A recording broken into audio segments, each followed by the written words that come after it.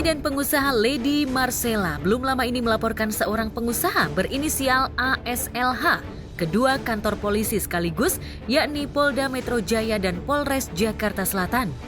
Dalam laporan itu, Lady menuding ASLH telah melakukan penipuan dengan kedok proyek bantuan sosial alias bansos fiktif. Ia mengaku menderita kerugian material karena BPKB dan beberapa unit kendaraannya raib lantaran telah digadaikan untuk modal pembiayaan proyek. Mereka meminta akte perusahaan saya segala macam melalui WA ya pada saat itu buat minjem dana yang tidak pernah ada omongan sama sekali gitu. Jadi saya dikasih draft-draft yang mereka lakukan gitu menggunakan akte kudir itu, mencairkan uang besar sekali yang saya akhirnya shock banget, sadis banget mereka gitu. Sejak melaporkan pelaku beberapa pekan lalu, Lady mengaku proses penyelidikan telah naik statusnya ke penyidikan. Sayangnya, terlapor belum jua memenuhi panggilan. Lady ingin agar pelakunya segera ditetapkan sebagai tersangka. Lantas, seberapa besar kerugian material Lady? Proses berjalan, pada akhirnya tidak ditemukan adanya sebuah peristiwa pidana dan tidak ditemukan adanya bukti yang cukup untuk memproses lebih lanjut sehingga Polda Metro telah mengeluarkan surat penghentian penyidikan. Dari waktu itu saya pernah mengajukan gelar di Wasidik Mabes Polri ya.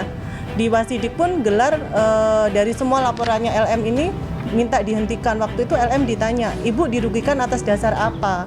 Dia tidak bisa menjawab dia dirugikan atas dasar apa, karena memang itu bukan uang pribadinya si LM, dan yang menjadi guarantor waktu untuk peminjaman di FS Capital itu adalah saya pribadi menggunakan perusahaannya si LM.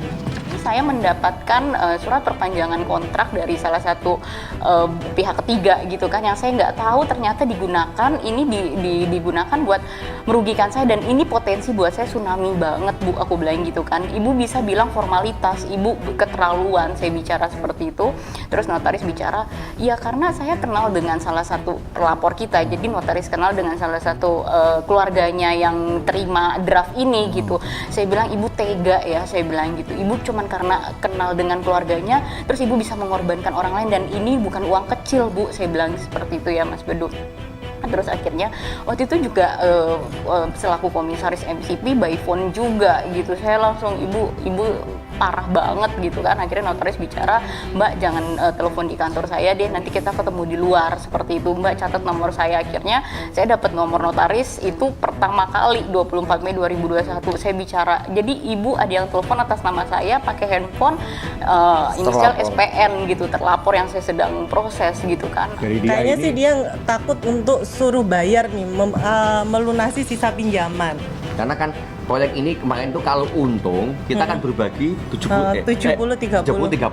Yeah. Jadi intinya kalau rugi juga 70-30 dong. Yeah. Nah, dia untuk menghindari kena beban di 30% ini, dia berulah dengan seperti ini.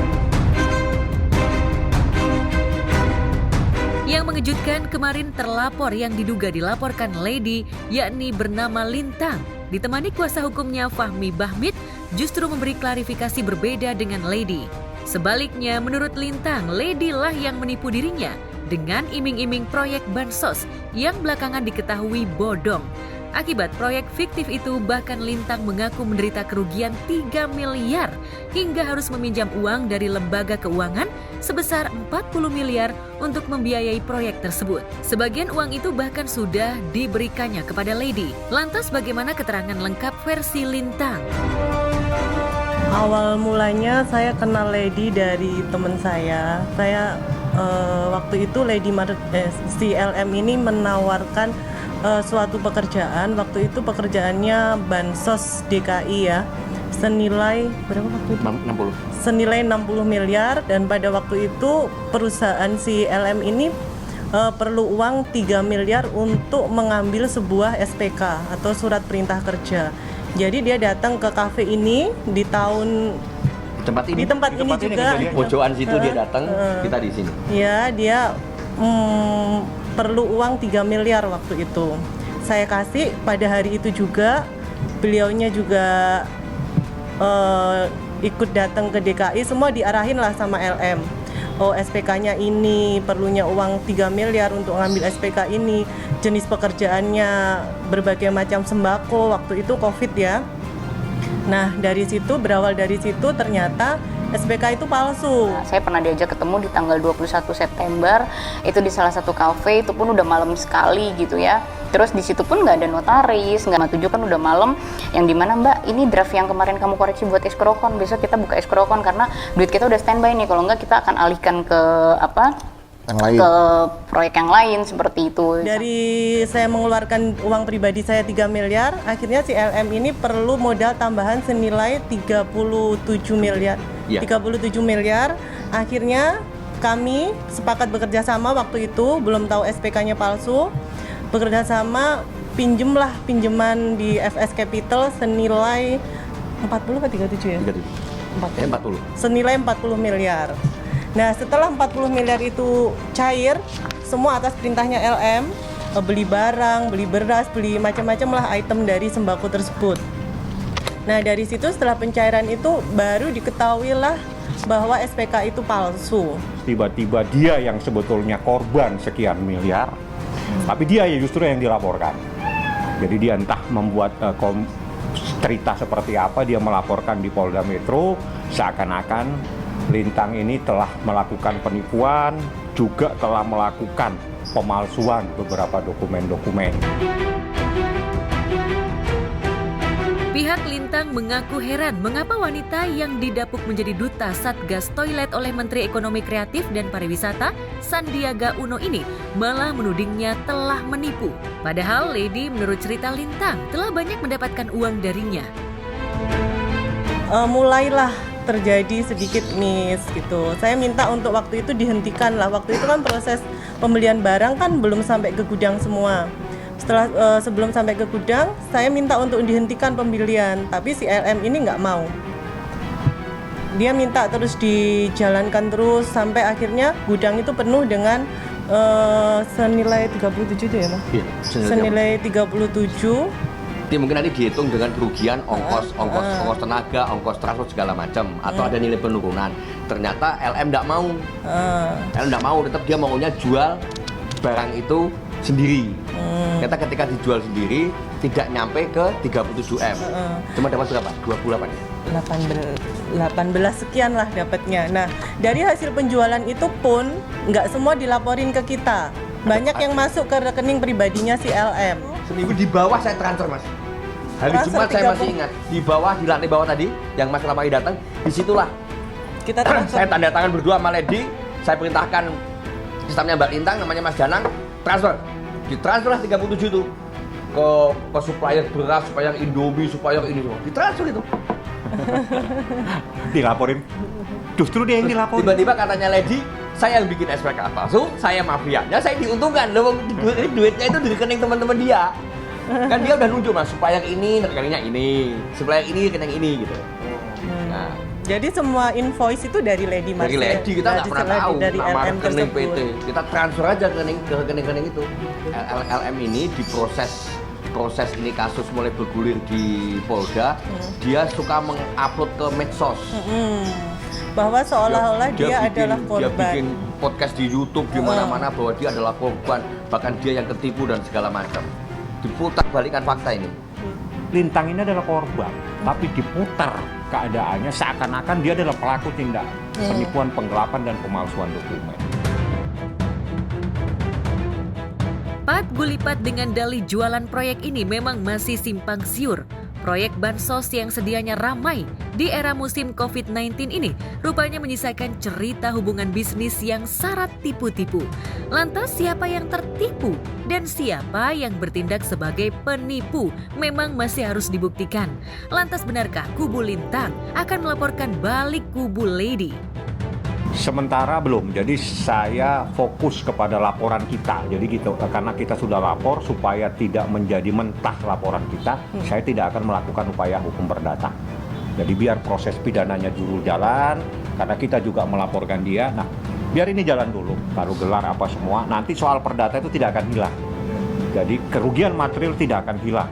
Pasti kami akan kejar, tapi kami tidak ingin terjadi persoalan tafsir. di dalam perkara ini seakan-akan ini ada perdata, ada laporan polisi kan gitu. Jadi nanti jangan-jangan saya fokus kepada laporan polisinya supaya diproses lebih cepat, lebih dulu. Lady sendiri seolah hakul yakin laporannya memiliki bukti akurat. Bahkan, ia mengaku dalam waktu dekat kepolisian akan segera merilis hasil penyelidikan. Tapi, kasus perdata yang hendak dinaikkan ke tingkat pidana ini umumnya memang rumit. Lantas, akankah masing-masing memiliki bukti kuat dengan tuduhan yang dilayangkan? Tidak pernah ada perdamaian kita. Karena apa? Bagaimana kita mau damai? Kita aja dilaporkan ke sana kemari. Gitu loh. Damai itu manakala dia tidak pernah melangkah secara hukum, tidak membuat laporan-laporan yang aneh-aneh, yang jadi mengada-ada seakan-akan wah Mbak Lintang adalah yang pelaku tindak pidana penipuan, penggelapan dan pemalsuan. Padahal sebetulnya dia yang menerima duit walaupun tidak melalui dia langsung, tapi akibat dia punya transfer ke sana, transfer itu adalah bagian dari perintah dia. Di lain pihak sempat terhenyak oleh laporan pencipta lagu Ipai yang mengklaim pencipta lagu Cinderella yang sesungguhnya dan menuntut ganti rugi senilai 20 miliar.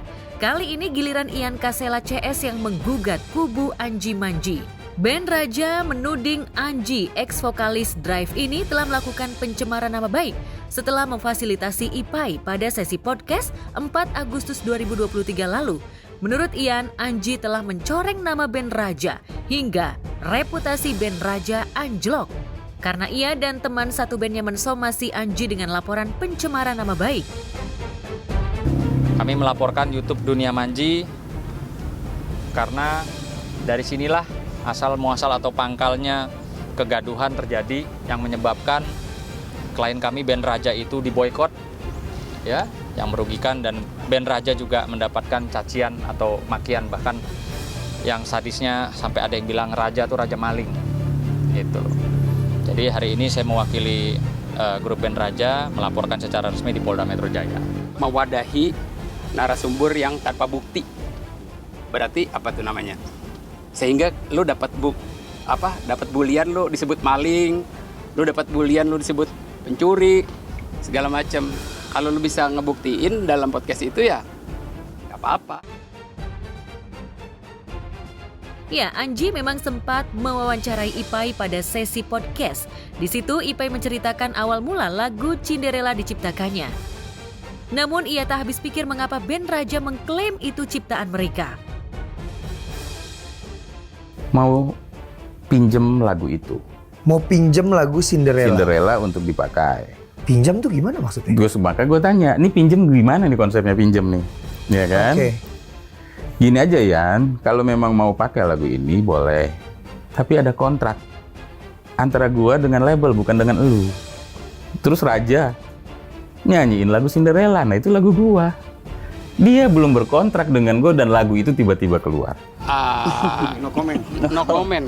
Tentang itu ya, intinya yang gue sesalkan, Manji yang merasa profesional, yang merasa podcast terkenal, kenapa mendistribusikan barang yang tidak valid? Kalau menurut gue sih itu yang poinnya itu. Ini sudah pembangunan opini publik menggiring, menyatakan bahwa grup band Raja adalah maling, grup band Raja begini begitu. Tahu Anji mendatangkan bintang tamu, rupanya kubu Raja gerah. Menurut mereka Anji tendensius dan cenderung menjelekan band Raja. Karena itu mereka akhirnya mengancam akan melaporkan Anji. Akun yang kami laporkan karena jelas dari situlah asal muasalnya, pendistribusiannya. Akun YouTube tersebut mendapatkan keuntungan yang dimana keuntungan dari viewersnya itu ya merugikan klien kami. Sayangnya, ancaman hukum kubu Raja justru dipandang minor oleh warganet. Bahkan dianggap salah sasaran karena Ipai lah yang semestinya dilaporkan, bukan Anji yang sebatas host yang memfasilitasi keterangan Ipai. Beragam komentar nyinyir pada band Raja pun beredar di lini masa. Lantas bagaimana reaksi band Raja? Lu dampaknya kayak gitu kalau lu diberitakan dengan berita yang tidak benar. Lu kan keluarga lu juga mempertanyakan itu. Gak enak kali kan dari anak nanya, bapak maling ya kan, gimana rasanya kita seorang bapak gitu tiba-tiba ada pertanyaan itu dari seorang anak, gimana gitu. jadi narsum akan abang laporkan? Iya bang, apa cuma nanti kita lihat dalam proses penyidikan. Sangat disayangkan ya. Sangat disayangkan. Intinya kan dia kan juga sudah orang-orang yang kita maksud sebagai narasumber kan juga sudah menggunakan kuasa hukum ya. Harusnya kan ya pakai hukum aja.